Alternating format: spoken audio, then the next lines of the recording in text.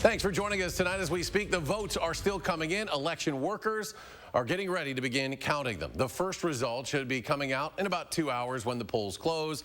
Before that happens, we have team coverage tonight all across the state covering the biggest races and talking with voters and the experts on what we can expect. Arguably the biggest race, a statewide one, to decide who will take on Governor Tony Evers in November. The two frontrunners, businessman Tim Michels, who is Trump endorsed, and former Lieutenant Governor Rebecca Kleefisch, who has been endorsed by former Vice President Mike Pence. Both Kleefisch and Michels cast their own ballots early this morning, both voting in person at their respective polling places. Michels voting in Hartford, Kleefisch in Sullivan.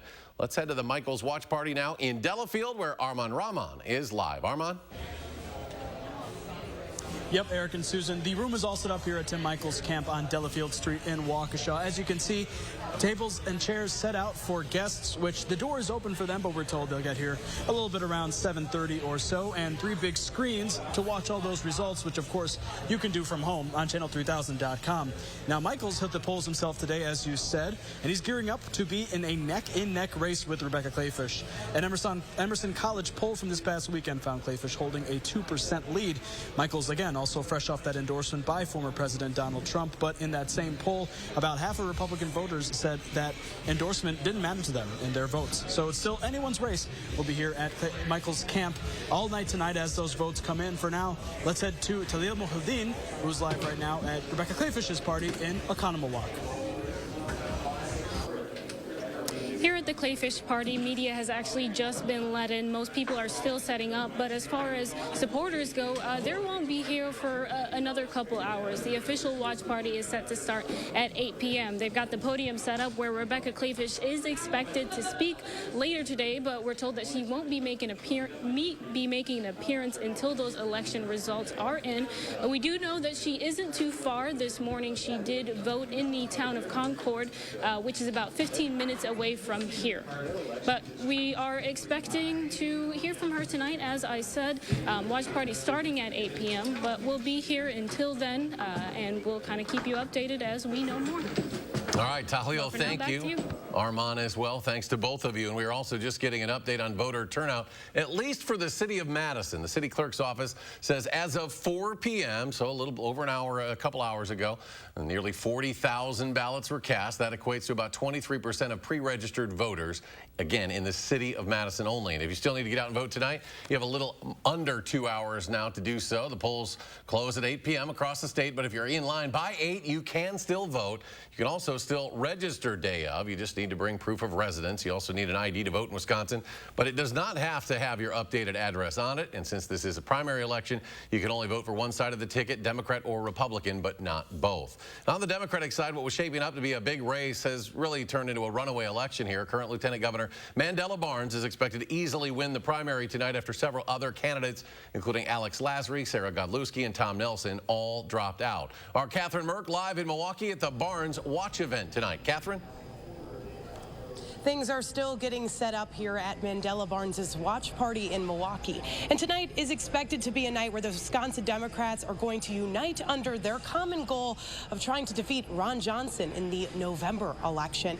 And Barnes has a lot of support from his Democrat comrades there, moving forward into that election, especially from those who were formerly his opponents that have since dropped out of the race in the past couple of weeks. We're going to keep updating you on things from the Democrats here in Milwaukee on our website at channel3000.com and on air right here at Channel 3.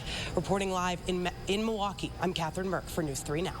Catherine, thank you. Every election, we're also keeping an eye on any potential problems at local polling locations. As of now, all good news there with nothing to report on that front. But at those polling places, it has been a little slow going today. As we just mentioned, turnout numbers have increased since this morning, with roughly a quarter of registered voters now having cast a ballot by 4 p.m. That's compared to 4 years ago when Democrats had a contentious primary for governor. For that election, officials were prepared for upwards of 60% turnout.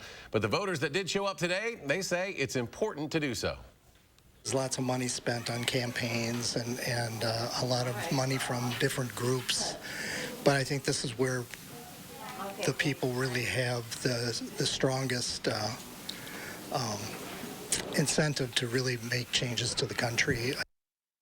Yeah, campaign spending has been up this year already. It's expected to get more expensive heading into November. That's when national groups will start spending on whoever wins these primaries. In addition to those top races, there are several others that are gaining attention. One of them, even on a national stage. Brady Mallory has a look at those. Brady?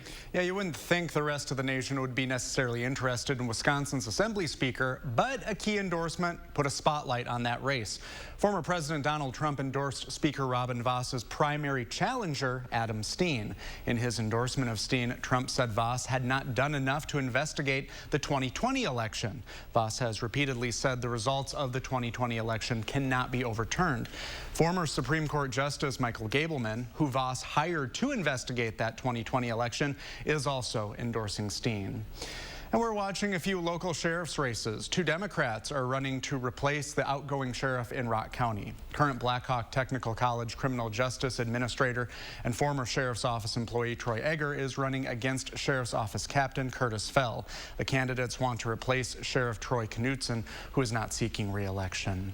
And Dodge County Sheriff Dale Schmidt is facing challenger Mark Kalker. Both are running as Republicans. Now, these are just a few of the races we'll be monitoring all evening on air and online. Brady, thank you. And when the results start to come in, again, polls close at 8. You can get the latest results at channel3000.com. Or if you're interested in one or just a couple of specific races, you can check out our new interactive election map. And then tonight at 10, we'll also have a breakdown of the results, the latest vote totals, live reports from all across the state, News 3 Now, and channel3000.com, the place to be for all your election coverage needs.